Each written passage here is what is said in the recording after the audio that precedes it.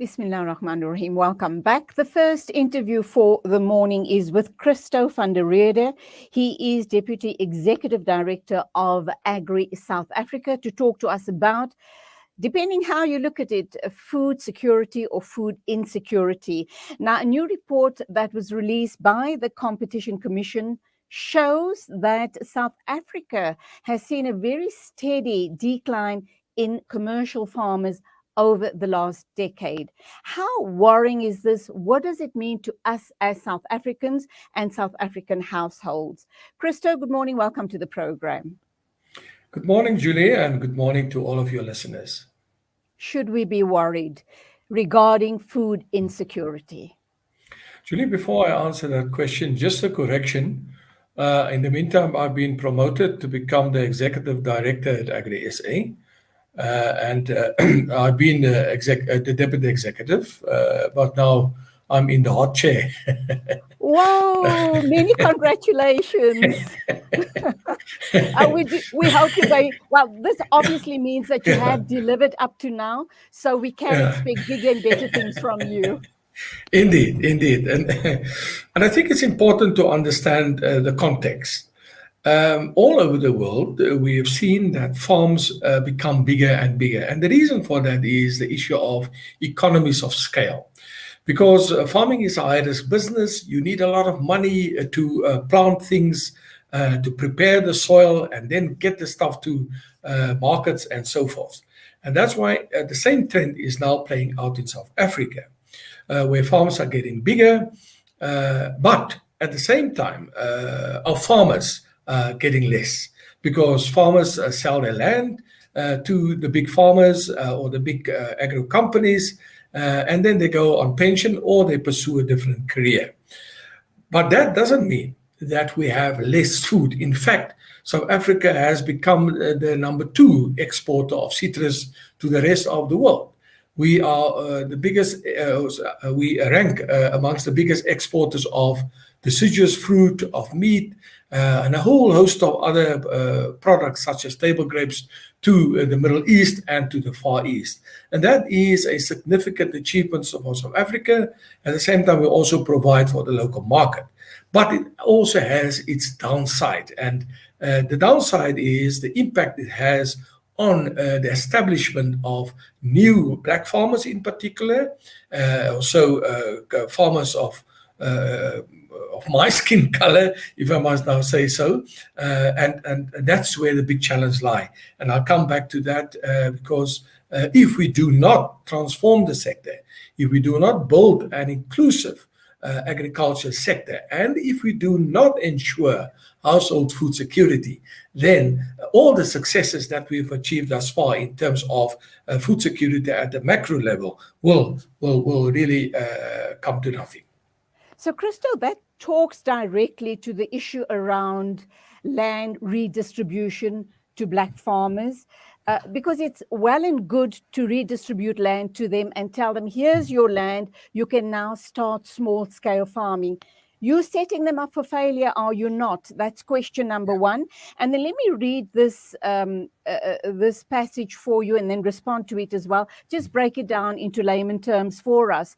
The agriculture value chain in South Africa is highly industrialized, as you've just said, and characterized by the super commercialization of production via large-scale farming, as well as concentrated upstream inputs and concentrated processing. This structure risks placing smaller farmers under margin pressure as input supplies with market power, that's obviously being the active word there, increase small farmer input costs through high or discriminatory prices, while processors may exercise buyer power to suppress the price received by small farmers. 2 very loaded questions there. Please reply. Yeah. First and foremost, let me start with the first question. I'll come to the next one. I just hope I remember it. But our biggest challenge in Africa is the kind of support that we provide for new farmers. Now, if you can recall, earlier this year, when the president made his State of the Nation address, he made it very clear that 5,500 farms were transferred to disadvantaged people. There's also approximately 1,500 communal property associations, also big land that was given back to former communities that were dispossessed. And then we've got about 44 agri parks all over South Africa. It was built at a cost of 3 billion rand. The sad part of it is, and the Minister of Agriculture has admitted to it a few days ago, when she said 80% of all of this land that was distributed is not producing any food. Now, that for me is a very big concern. You're right. If we do not provide the necessary support, if we do not have the right people on the land, and there's no shortage, let me make it very clear, there's no shortage of very skilled black farmers and colored farmers in South Africa and Indian farmers. They are all over South Africa and they are doing very, very well. But what is our big concern? Our big concern is that if you can't provide these farmers with production loans on an annual basis, because production loan is required to buy seed, to buy fertilizer, buy a tractor, to buy diesel, to pay your workers, then you will not be able to produce anything on that land. And that's the big challenge. The Land Bank has distributed approximately 38 billion rand 4 years ago. Every year, that amount of money has been decreasing. And last year, they've only distributed 5 billion rand in terms of production loans. This year, they have nothing to offer to our farmers. The Land Bank played a critical role pre-1994 to help establish white farmers. That's why white farmers are so good, and they got old money. Old money, in other words, from previous generations. If there's a drought, if there's any other mishap, then they've got something to fall back on. Your new farmer, your colored black Indian farmer, they don't have something to fall back on. They don't even have collateral to provide to the bank. And now we have a dysfunctional or a very poorly resourced land bank to assist a new crop of farmers. So funding is one of the big issues that we currently face. Because remember now, South Africa is not like the rest of Africa, where you can almost plant a topple and it will bear fruit the next day. South Africa is one of the driest countries in the world. We've got limited arable land. And then you're confronted by droughts, by pests. We've seen massive outbreaks of locusts. We've seen massive fires destroying almost 400,000 hectares of land in the Free State and in the Northern Cape. And farmers are continuously battling with factors that are beyond their control. And then we have to compete with overseas markets because our overseas counterparts get the necessary support from the governments. And that's why they can dump their chicken and dump sugar, dump milk in South Africa. And that's the big problem that we face coming to the next part of the question. That if you can't produce food at a cheaper rate than your overseas counterparts, you will be out of the market in no time.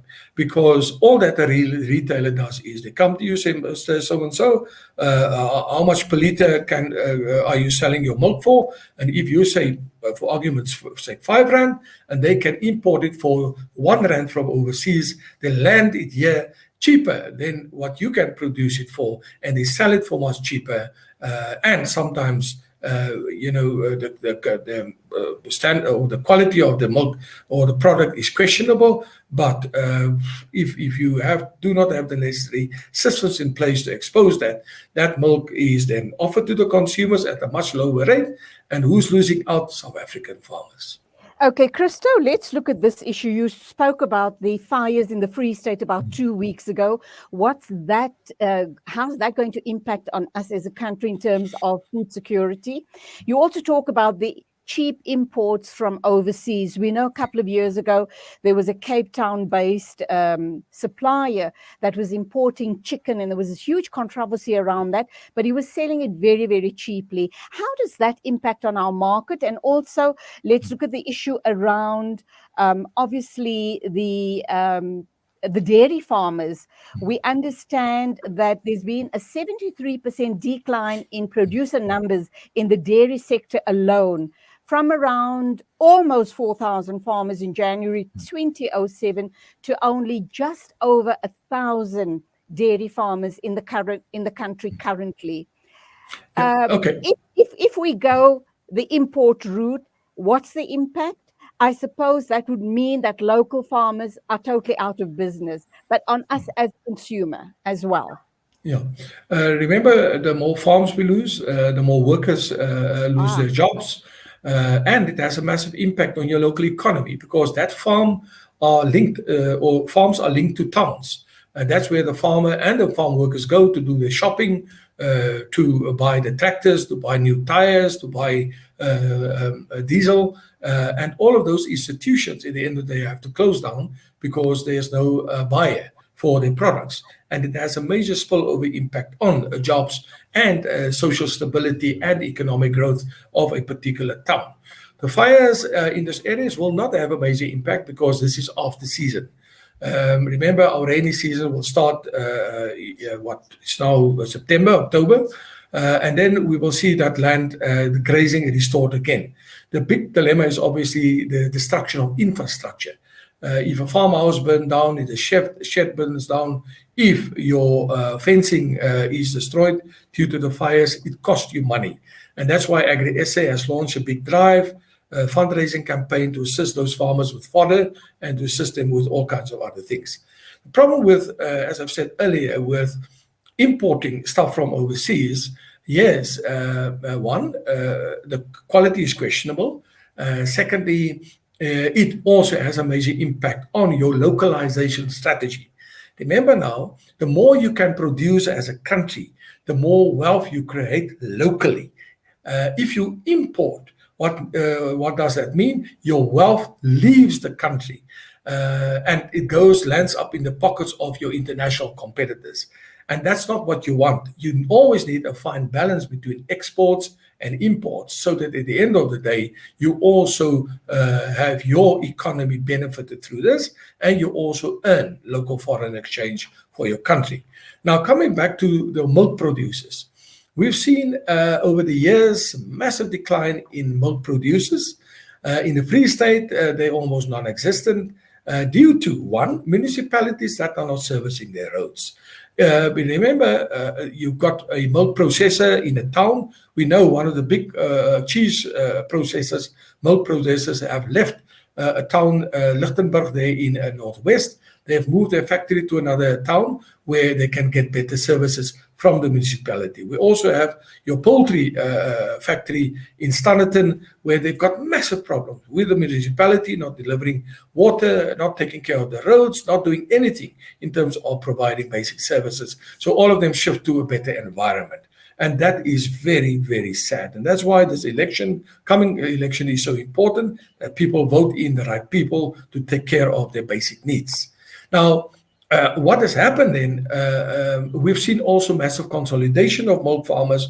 As they grow, the number decrease, the yields, funny enough, have increased because those farmers just have become very big. They have also shifted to other parts of the country where there's better rainfall because these milk cows need a very special diet. It's, the equipment that they use are technologically very advanced and very expensive. So it's a very, very costly business to operate a large-scale milk farm or dairy farm. And we've seen this happening all over the country and all over the world. So the big challenge is, how are we going to establish a new crop of black farmers that are playing in the space of dairy farming? Because your big commercial farmers are struggling, and the possibility that you will be able to then establish a new crop of farmers to take up the role as a dairy farmer, that possibility becomes smaller over time. Unfortunately, Christo, we've run out of time, but a very quick and a short answer. We know large scale or nothing seems to be the slogan. How do you hope to close that gap and make it viable for smaller farmers to take up this lucrative industry? We hope it is lucrative for them. I think the big thing that we're busy now is the agricultural master plan. And as a commercial industry, we've got a big role to play. One, to deal with the legacies of the past, to make sure that we align the agricultural sector with the values and ideals of our national constitution, which talks to non-sexism, non-racialism, and to make sure that we enable our farmers to compete with the best in the world. Because if they are not able to compete, if they can't sell their produce at a better price, then they were going to lose out, and South Africa as a whole is going to lose out. Well, that's where we're going to have to leave it. Just lastly, I did say we're running out of time, but I think this is very important. How soon can we see those gaps closing? What are you doing together with government to assist small-scale farmers? And you've kind of painted a bit of a grim picture, so to speak.